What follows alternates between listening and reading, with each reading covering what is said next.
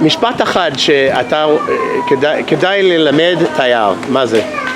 אל תהיה פראייר. ביטוי אמרת? בלגן. מה זה בלגן? תסביר. אי סדר כזה. מה? אי סדר. יש לך מושג איך אומרים את זה באנגלית? A mess. A mess. Big mess. אוקיי, ביג מס. ומה הבלגן פה? כאילו... איפה בישראל? כן. למה בלגן? יש הרבה... למה בלגן? כן. לא יודע, מילה מגניבה כזאת. תייר בא, או מישהו כמוני, עלה חדש, בא, מה המשפט הראשון, מה הכי כדאי ללמד אותו? לשרוד פה בישראל. אוקיי. בוקר טוב, נגיד. כמה זה עולה? תוריד כאילו מחיר. אם תייר בא לכאן, והוא צריך ללמוד מילה אחת או משפט אחת בעברית, מה הכי כדאי? מה הוא צריך לדעת? מה הוא צריך לדעת, איזה מילה אפילו? כן, או משהו שימושי או כיף. שלום. אם מישהו בא לבקר, מה המילה או בעברית או בערבית שהכי כדאי ללמוד? ללמוד? כן. עברית או ערבית? לא, כאילו מילה.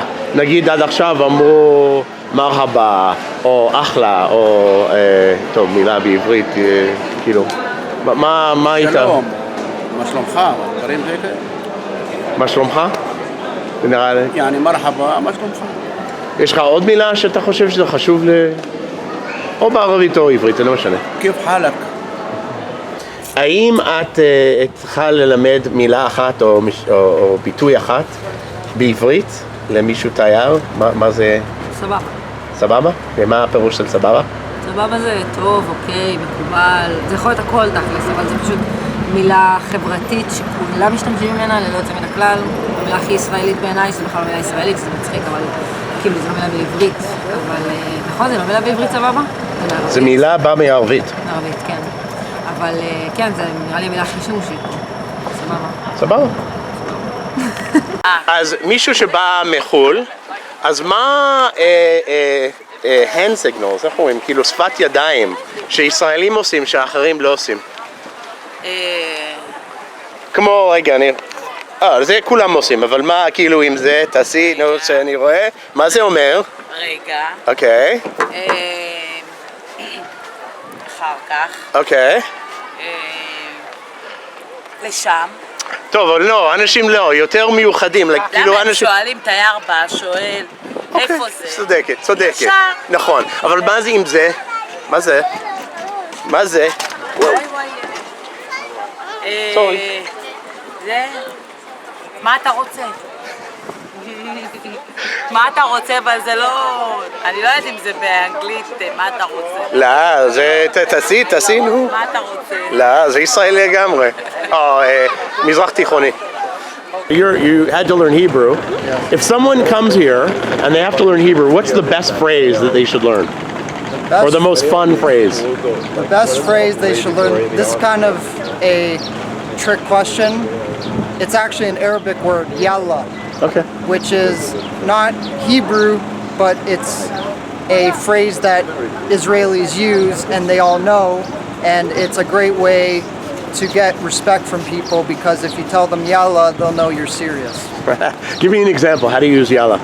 When I'm on the street and Israeli drivers are, as we say in Hebrew, balagan, crazy, and they're blocking my way or something, I tell them yalla, yalla, and they get out of my way really fast. And they think I'm Israeli, even though I'm not. I'm a new immigrant, but it's a great way to fit into the culture, and it will surprise a lot of people. אם היה לתייר משפט אחד שאפשר ללמד בעברית, איזה משפט זה?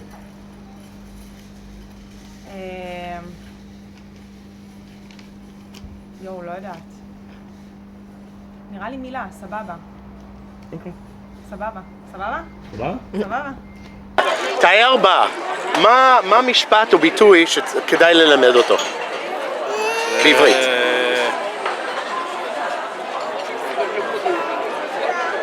משפט או ביטוי? לא משנה. לא עולה לי. לא חושב על משהו? את חושבת על משהו? כלום.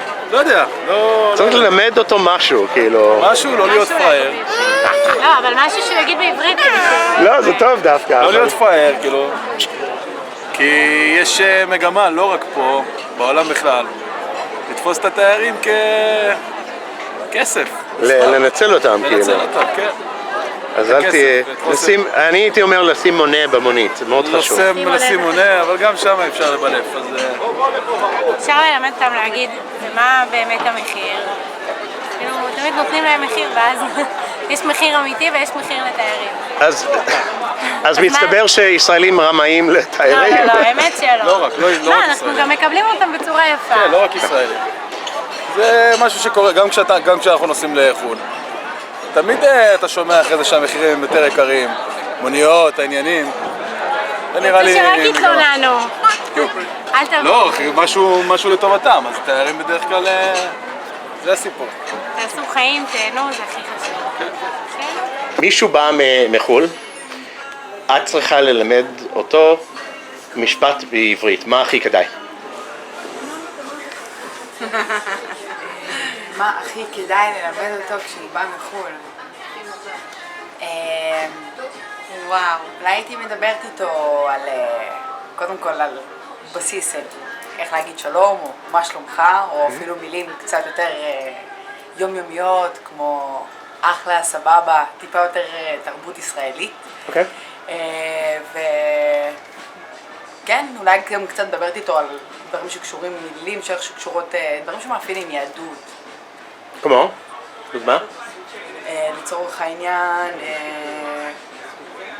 אם הוא מגיע לירושלים, אז הייתי מדברת איתו על מילים שמאפיינות תפילה, כמו אמן, זו מילה גלובלית. אבל יכול להיות שהוא ישמע, נניח, ברוך אתה אדוני, או לתת לו, להביא לו משפטים או מילים, ממש מתוך התרבות, כאילו, מאפייני תרבות. יש לך מה להוסיף? לא ידעתי משפט, אבל... מילה, ביטוי, משהו כיפי. משהו כיפי, אז הייתי מלמדת אותו קל. קל. קל? קל. למה קל? כי קל זה כזה עונה לך על מלא תשובות, וזה כיף להגיד את זה. תני דוגמה של... יש לי בן דוד, יש לי קרוב משפחה עכשיו, אמריקאי, שהיה אצל אחי, ויש לו 2 ילדים לאחי. אז הוא לימד אותו את המילה כיף. כאילו, לתת כיף? כן, כיף, כזה, כיף. אז זה נגיד מילה שטובה לילדים. אבל יש גם כאילו גרסה לעולם המבוגרים של כיף, של כזה סבבה. כמו כיף חלק או מה? לא הבנתי. אני לא מכיר. לא? מה, אני לא זקן, מכירה? נו? לא. שזה כזה... מה זה כיף? הנה, אולי היא תסביר. מה? זה כאילו... מה? זה מה? סורי? זה כאילו, אתה שואל בן אדם כזה אם זה סבבה. אוקיי, זה לא בא מערבית? כאילו כיף חלק?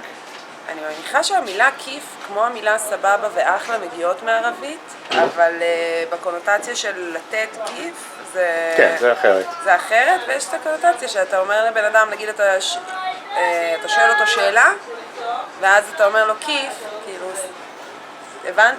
אתה יודע, זה כזה, לא יודעת איך, זה figure of speech, כן. Hey guys, if you want me to come to more crazy places like this to ask questions from you, help me get here by donating. Go down to the description below and make a donation. Thanks a lot.